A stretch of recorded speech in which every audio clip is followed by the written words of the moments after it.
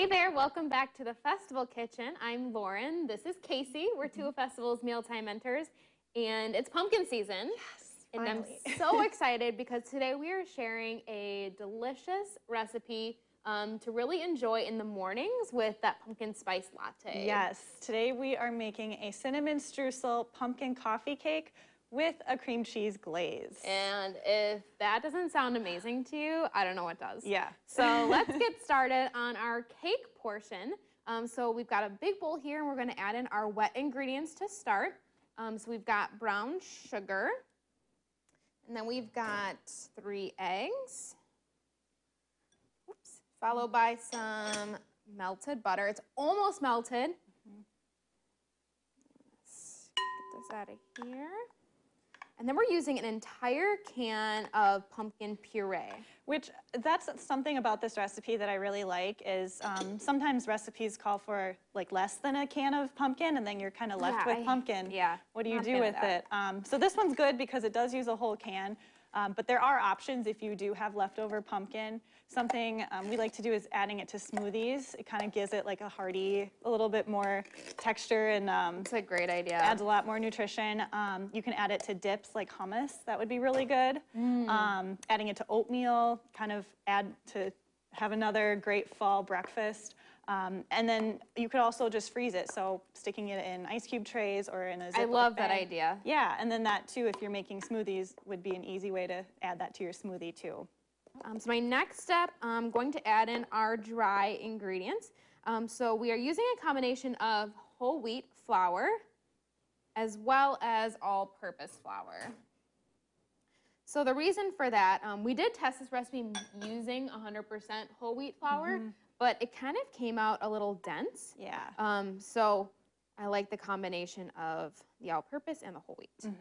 So next I'm going to add in baking powder, salt, and then a combination of really great fall spices. So we've got cinnamon, cloves, ginger, allspice, and nutmeg, which you can smell. Yes, So definitely.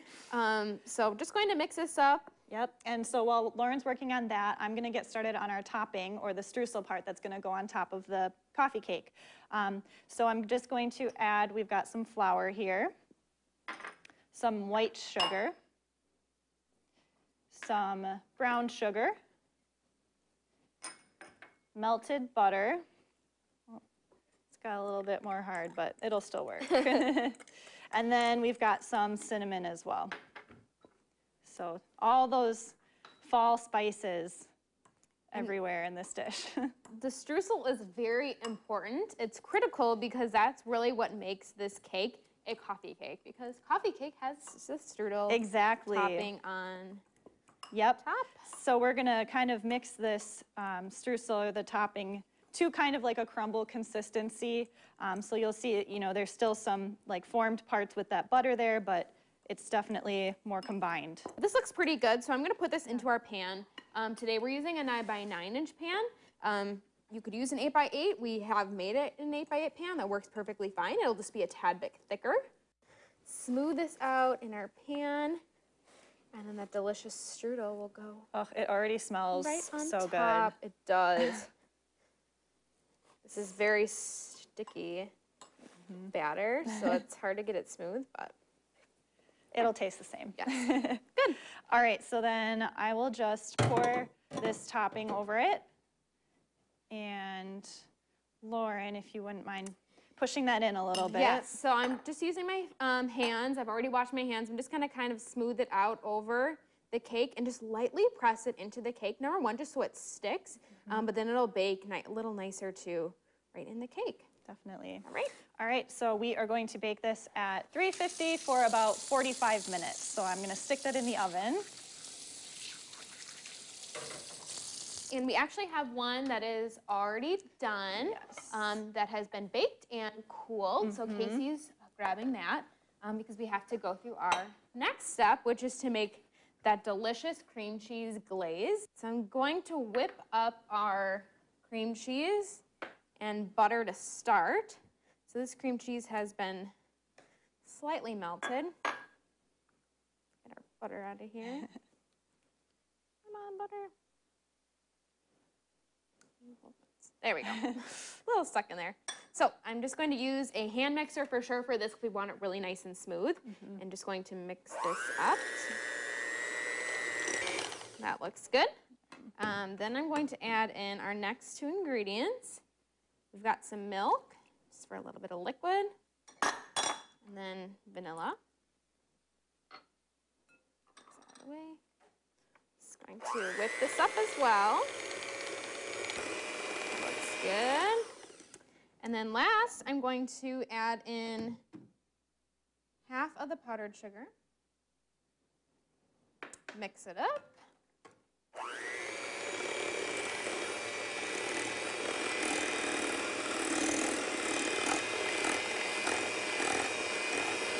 And then I'm just going to add in the other half here.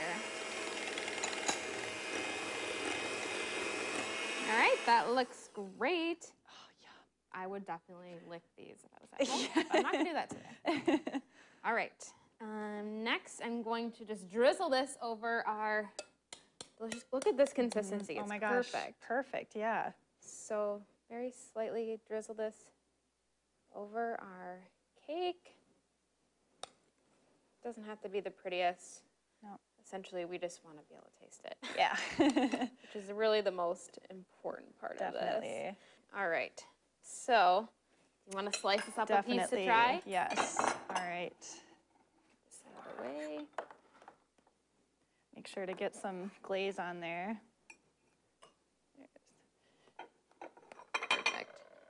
Just a little taste. Yep. We'll eat more Definitely. later.